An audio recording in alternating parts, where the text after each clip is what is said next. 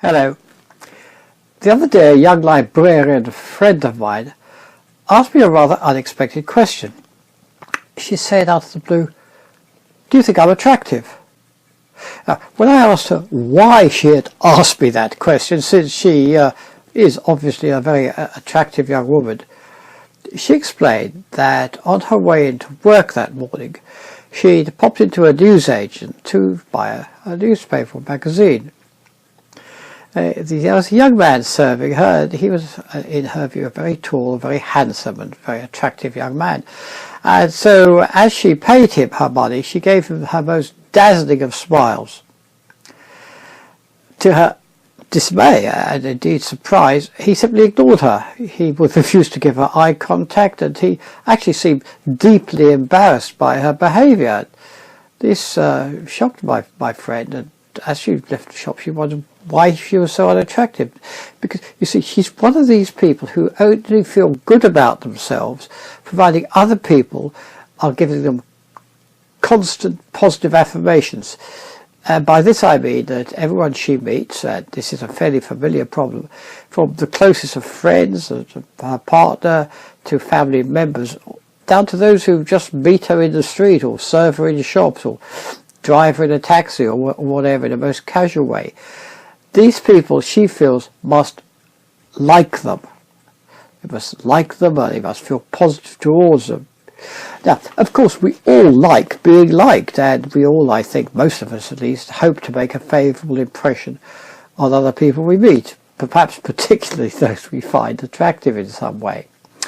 And with regard to any sign of rejection, however trivial and minor, these rejections make us feel somehow unworthy or unattractive or unimportant. So how do these feelings arise?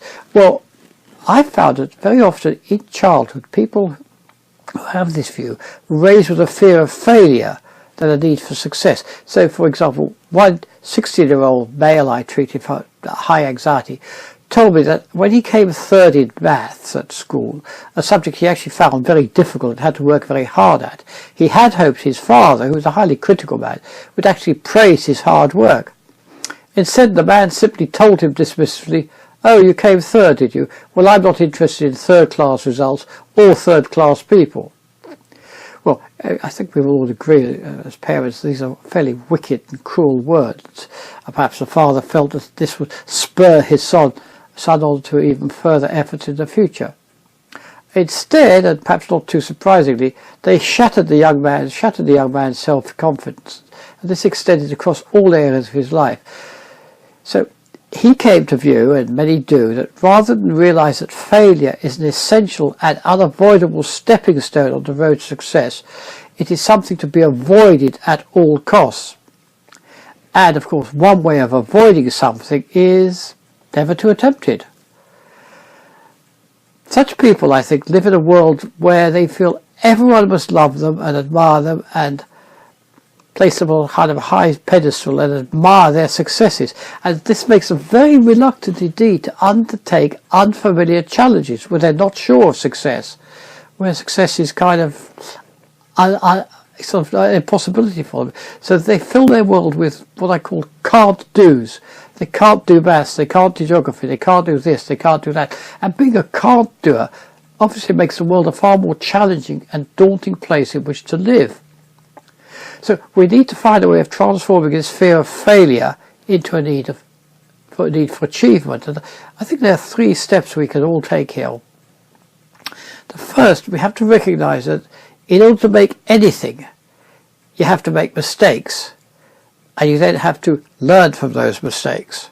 So I remember one entrepreneur, a highly successful businessman and a great inventor, he told me that early on in life he realised that 9 out of the 10 projects he'd attempt would simply fail, and so his answer was to do 10 times as many things.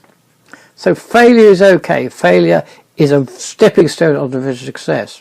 Now the second, I think, important thing is not to overinterpret what other people say to you, how you read their body language or take their words on.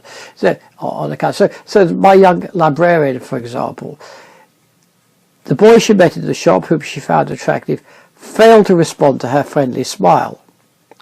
How did she interpret it? Well, she assumed this was because he found her unattractive. But of course, it's only one of many interpretations, many explanations for his behaviour.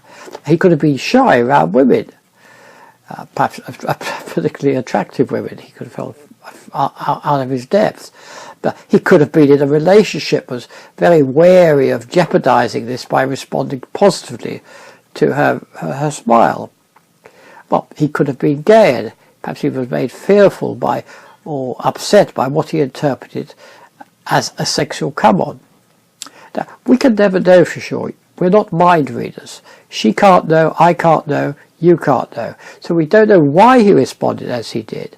But her interpretation that it was because he found her unattractive was probably the least likely explanation. Finally, when dealing with other people, bear this in mind. SW, SW, SW.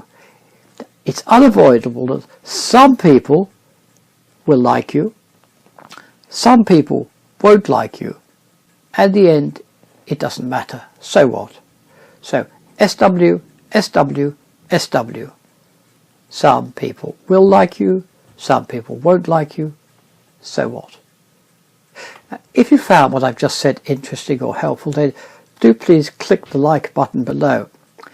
If there are any topics or problems you've got you'd like us to discuss, Dan and I to try and find some solutions for you during these weekly video blogs, then do please contact us via our website www.themindchangers.co.uk. Thank you for watching, and we'll be back next week.